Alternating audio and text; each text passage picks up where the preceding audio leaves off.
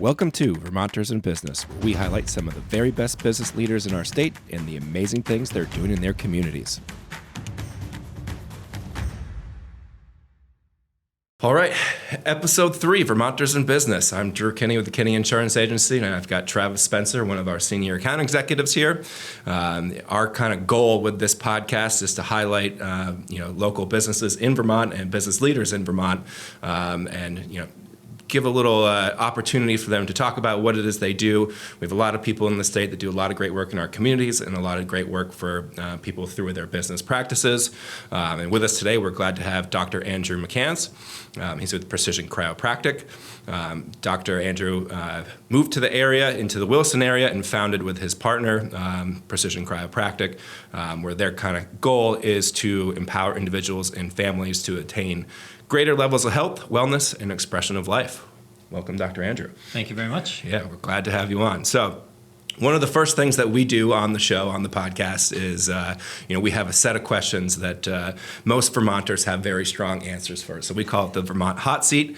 It's one of my favorite parts. So are you ready for the Vermonter Hot Seat? I am. All right, cool. All right, with your maple syrup, are you eating pancakes or waffles? I'm going to go with blueberry pancakes. Blueberry, very specific, nice. And I like that. Yeah. That's good. So far, we're like every other. Option C. Yep, Option I love C, it. Yeah. For you, is it a perfect day, a winter day at the mountain, or is it a summer day at the lake? I'm going to go with summer day at the lake. Yep. But a perfect day, either one isn't a bad call. No, we were saying that right now, at this time of year, that's a challenging question to ask because it's March and everybody's like ready for summer. So it's hard to sit here and say and ask them, are you still happy with winter when everyone's like, I am so done with winter. And then what's your favorite restaurant in the state? That's a good question. Probably go with Piscola Restaurante in Burlington. I like it. Yeah, it's a good spot. Nice. And then what is your creamy order? My favorite creamy is actually a Dreamy at Yates Apple Orchard in Moncton. And if you haven't had one, it's worth the trip down there. All right.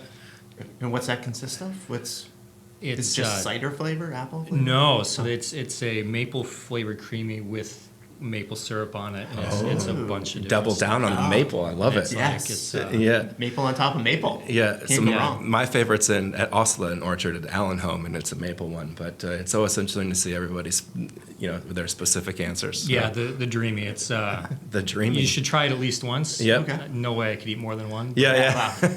One of those things you try once. We'll add it to the list for sure. All right.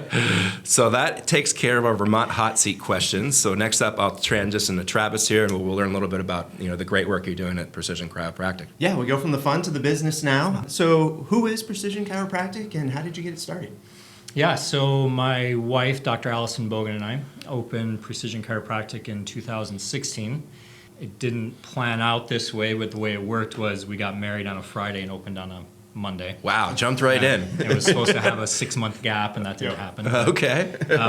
Essentially we opened it, the work we do is different, so we planned it for years and around the type of work we do, and been practicing for almost 7 years now there. That's awesome. Yeah. Now the work you do is different. How is that so? Yeah, some more conventional chiropractic, they generally look at, all right, where is the spine tight, where are things not moving, and how do we manipulate the spine to get things more flexible. The work I do focuses on more like an engineer, looking at, all right, more the biomechanics and primarily the cranial cervical junction. Huh. So it's the neurological foundation of the spine. So really going in and looking at how is the spine misaligned, how do we get it rebalanced and stabilized so that things continue to heal and return to normal.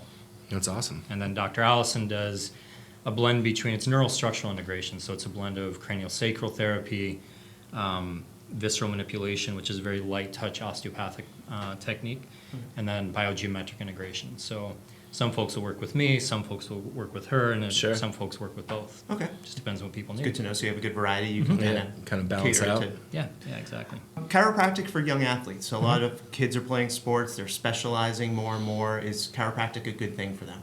Yeah, absolutely. If you think of, we all have spines and we're all born, and most of us are not fragile, and kids learn to walk, fall down. Most of us did fun and somewhat stupid things throughout life. And athletes especially, they're always running around and doing things.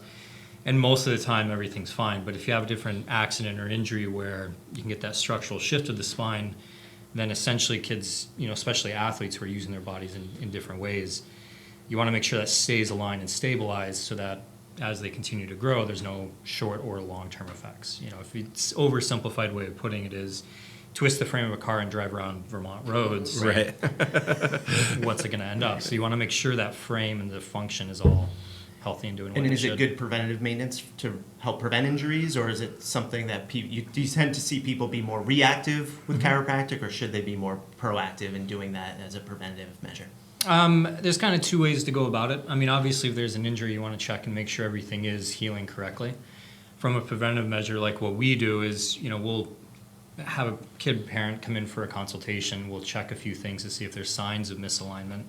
So usually we encourage parents, at different stages of development to check and see, all right, is everything still holding the alignment? Is everything stable? If so, great. We'll see in a year, kind of like a regular checkup.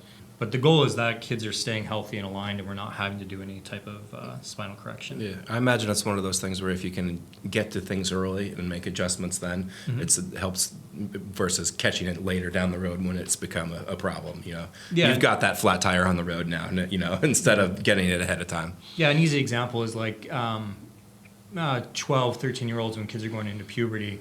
It's a really good time to check, all right, is the alignment all doing what it should? Because kids are going to be growing so fast. Yeah. As far as easier to address something there than it is at 15, 16 when different secondary conditions start to develop. Can you make kids taller through chiropractic? By 1.5 at least. Yeah, Every it's one just of them. a big board you stretch them on. Yeah. Do you see, I don't know if you've seen it in your years of practicing, more kids are becoming more specialized in playing the same sport year-round, and there's less diversity in sports playing. Are you seeing increasing injuries, or do you have any opinion on that? It really depends on the level of play they're doing. What I am finding that's good about that is more of the athletic trainers and coaches are becoming aware of that, especially I'm going to age myself a little bit, but when 20 years ago, they really weren't aware of like the repetitive use injury. And so kids were getting pushed so hard that at 15, 16, 17, like a pitcher, for example, for baseball, they were doing pretty hard damage, playing at an elite level to their shoulder because they didn't have the awareness of how to be really proactive in keeping those kids healthy for college and possibly beyond. Right. So I think as more coaches and athletic trainers are aware of that, they're doing more to make sure kids are staying balanced out in how they're working, how they're training. Okay. Other than athletes, who's a good referral to you? Who's a good client of yours? Yeah, we work with a pretty wide variety, just due to the combination of the work we do. So we have, parents bring in their babies after birth to get checked. So we've got that all the way up to, older adults who want to stay active and healthy, as they age. Yep. For us, we work primarily. Probably about 40% of our practice is actually post-concussion, whether athletes or accidents or what have you. And a lot of that's due to anytime there's a concussion, there's almost always an underlying neck injury associated with that. Sure. So a large part of our practice is that post-concussion of working together with different providers, whether it's physical therapists or occupational therapists or neurologists, or primary care to really put in that collaborative approach to getting the person healthy again. Migraines, headaches, those are also pretty common things. Are there any new trends or anything new in the chiropractic world that you'd like to touch on or talk about? How much time you got? Yeah. As much as you need. Yeah. No, there's a lot of pretty fascinating research, and I think the biggest, as an aside, I've got a research project I've been working on for 3 years, digging through research and different systemic reviews and stuff. So Nice. I think one of the biggest, more exciting things for me is looking at what's going on in the orthopedic literature along with the chiropractic literature in really looking at spinal biomechanics and addressing what can we really change so that they, preventative rather than waiting till it gets to the point of surgery 20, 30, 40, 50 years down the road. That's pretty exciting. There's also a lot of stuff in the neurology world, functional neurology, and really I think the recognition of collaboration amongst different providers.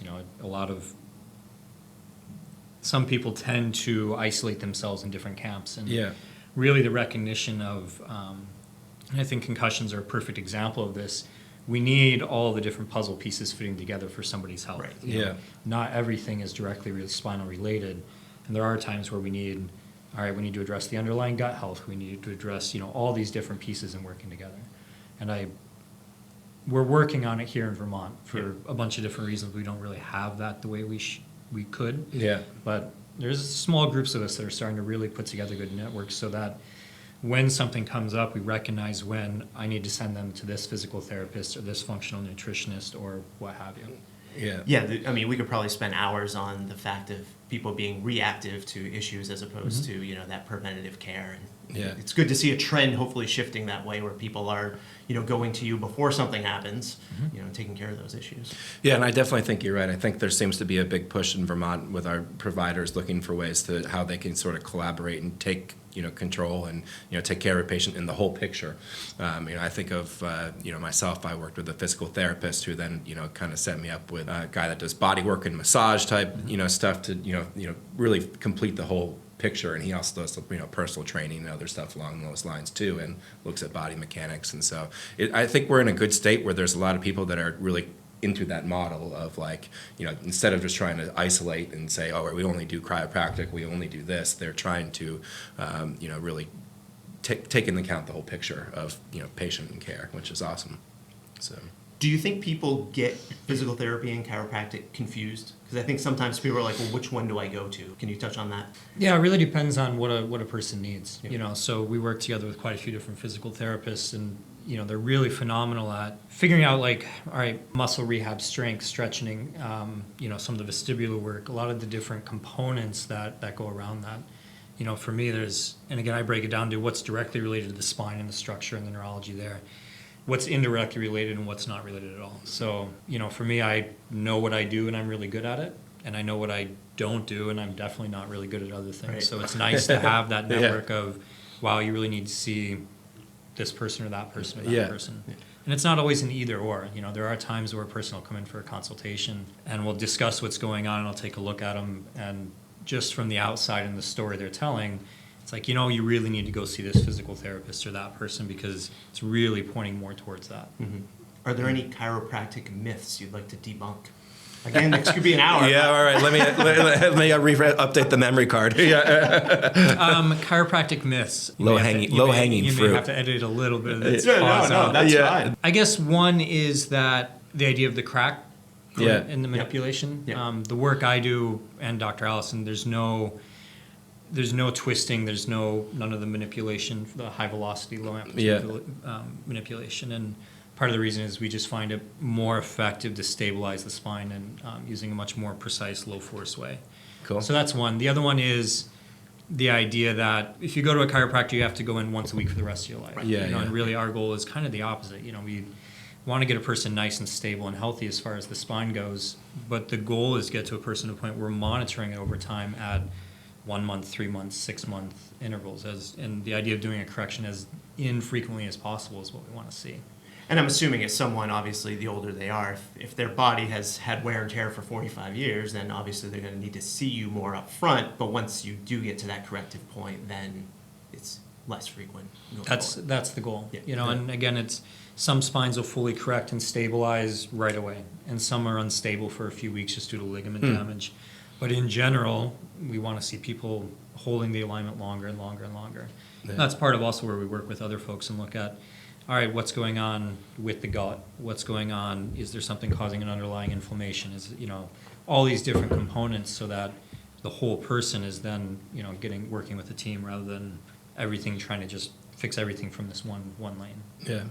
That's fascinating stuff. Was there an aha moment of when you were like, all right, this is what I want to do? I want to get into chiropractic work, or did you just kind of naturally fall into it? My dad is a chiropractor, okay. So I grew up swearing there's no way I will ever be one. I can relate to that. Yeah, my father owned an insurance agency, and I had didn't want to get into that, and lo and behold, here we are. The summer after high school, I spent 6 weeks working at an orphanage in Mexico, and so came back from that, and it was just like, all right, I want to work with people, I want to help people, and this is the best way I knew to do it. And that's I never awesome. really looked back.